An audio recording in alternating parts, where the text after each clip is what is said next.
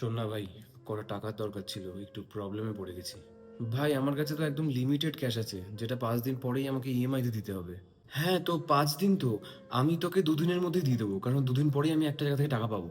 দেখ ভাই সিরিয়াসলি বল, যদি দিতে পারিস তাহলেই দেবো। আরে হ্যাঁ রে, 100% দিয়ে দেবো। ঠিক আছে পাঠাচ্ছি, দাঁড়া। হ্যাঁ, পাঠিয়ে দিচ্ছি দেখ। হ্যাঁ ভাই চলে এসছে, থ্যাংক ইউ। হ্যাঁ। হ্যাঁ বল। ভাই টাকাটা হ্যাঁ তো দিয়ে দেবো তো। 2 দিন পর দিবি বলেছিলিস। আরে হ্যাঁ দিয়ে দেবো, পালিয়ে থোড়ি যাচ্ছি। আমার ইএমআই কাটবে ভাই। হ্যাঁ তো 5 দিন বলেছিলিস তো, এখনো তো 3 দিন বাকি আছে, তার মধ্যে দিয়ে দেবো। ঠিক আছে রাখ, আমি এখন একটু ব্যস্ত আছি। এই বলছি আর কিছু অর্ডার করতে লাগবে? তাহলে বল, আমি এখন ইনস্টামার্ট করে দিচ্ছি। ভাই টাকাটা লাগবে আমার।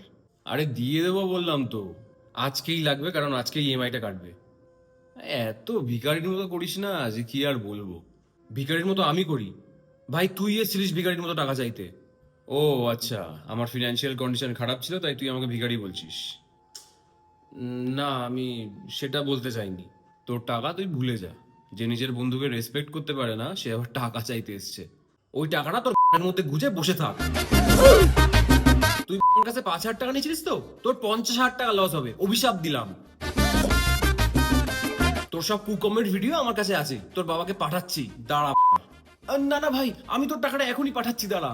দেখ ওই টাকা তুই তো সাইড চেকের গোজ, আর তোর সাইড চেকের কথা তোর গার্লফ্রেন্ডকে বলছি, দাঁড়া, তারপর দেখ তোর সাথে কি হয়। না না ভাই, কেন করছিস এরকম বল? আমি ভাবলাম ইমোশনালি তোর সাথে কথা বললে হয়তো টাকাটা তোকে দিতে হবে না, কিন্তু তুই তো আমারই মেরে দিচ্ছিস। আমাকে কি বাকিদের মতো পেয়েছিস? তোর কিভাবে ছাতা ঢুকিয়ে খুলতে হয় খালি দেখ।